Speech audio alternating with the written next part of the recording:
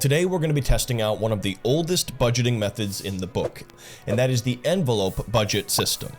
But first things first, we need to talk about the roots of this budgeting wisdom, because the truth is our financial system and habits have changed a lot since this became popularized.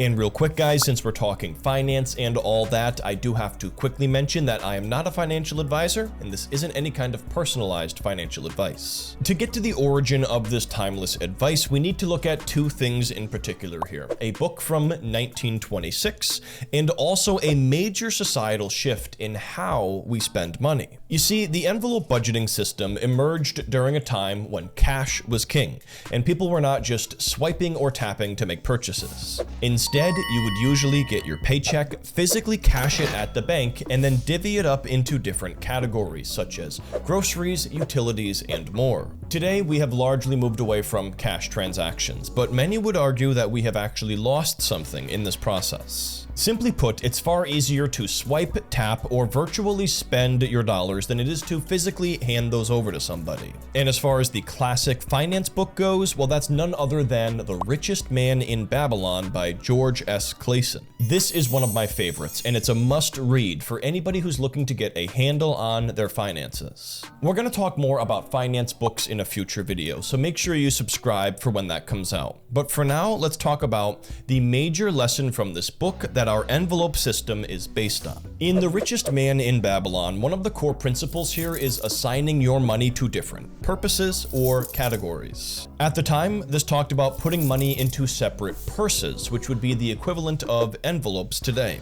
And that right there is the very basics of the envelope budgeting system. So before we go ahead and take this for a full test drive for 7 days, let me go ahead and give you a full rundown on how this budgeting method actually works. The envelope-based budgeting system, also known as cash stuffing as it's been rebranded over on TikTok, is where you physically separate your money out into different categories. So what you're gonna need is envelopes, markers, and of course, some cash too. But as far as how much money you're allocating into these different envelopes or categories, well, that's going to come down to your budgeting strategy. You might just be trying to reel in or monitor your spending, and that's great. But for those looking to kick it up a notch, it often makes sense to pair the envelope budgeting system with another budgeting method like the 50-30-20 budgeting guideline. This is where you spend 50% of your income on your needs, 30% on your wants, and put 20% into savings and investments. Since most of us pay for our needs digitally, such as having an auto pay for a mortgage payment, what this usually means is withdrawing physical cash for the 30% that you want to spend on your wants. So if you bring home $3,000 a month, for example, you might decide to withdraw that 30% or $900 in physical cash to spend on all of your wants for the entire month. And then from there, maybe you stick that cash into some different envelopes. Perhaps it's one for a long-term vacation, one for some clothing, and so forth.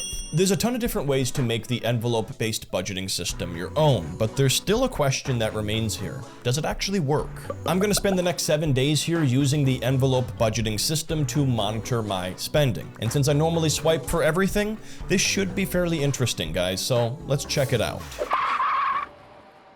So first stop here, we're at the ATM to pull out some cash. Now what we're gonna do is pull out $300, and we're gonna be splitting this up between our 3 envelopes. And since I'm able to choose my bill mix here, I'm gonna do some 50s and then the rest in 20s. Just to help us with organizing our money here, make things a bit more interesting. All right, so we've got our cash. Now let's find our envelopes.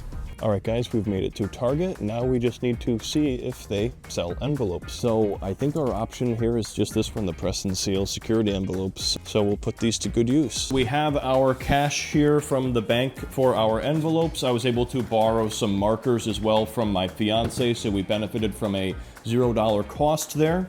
And she was even kind enough to design an envelope for us here with the Cricut machine. So we have this really nice envelope here for the gas fund. So if you guys appreciate her creativity there, drop a like on this video. So we're gonna be doing one here for entertainment, and the other one here is going to be for groceries. So a lot of the foods that we eat are going to be green, so we're gonna make this be the one for groceries. And then we have our fun fund, and for that we're just gonna do a multicolor. So now it's time to stuff our envelopes here with our cash. So what we're gonna do is keep things pretty simple. I have $100 to put into each envelope, and I did do some in 50s just for the heck of it. So for the entertainment fund or the fun fund, that's gonna be the two $50 bills. And then we're gonna have $100 here that we're allocating into our fund for gas.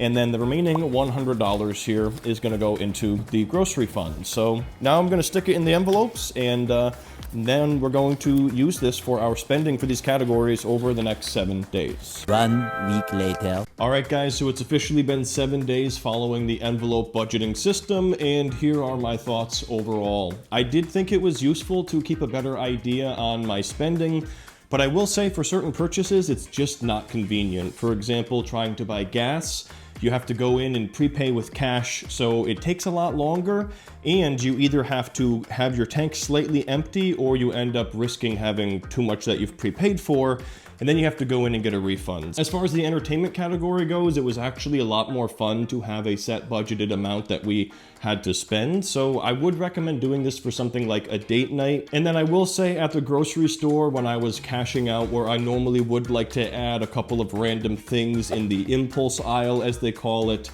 I really wanted to stick to my budget that I had, so I didn't end up buying an extra Snickers bar or something like that. So the envelope system did help me with staying within my budget, because I didn't want to spend more than the $100 that I had set aside there for groceries for the week. So it can be helpful having that limitation there if you can't go over that set amount of money.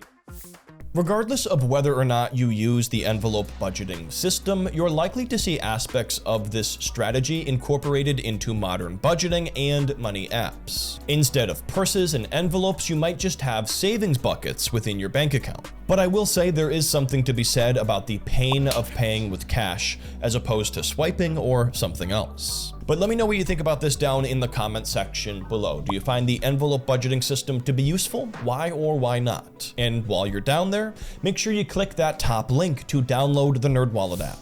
This free app does it all, from net worth and finance tracking to credit score and more. It has a 4.8 star rating across over 100,000 reviews, guys, so why not join the club and finance smarter?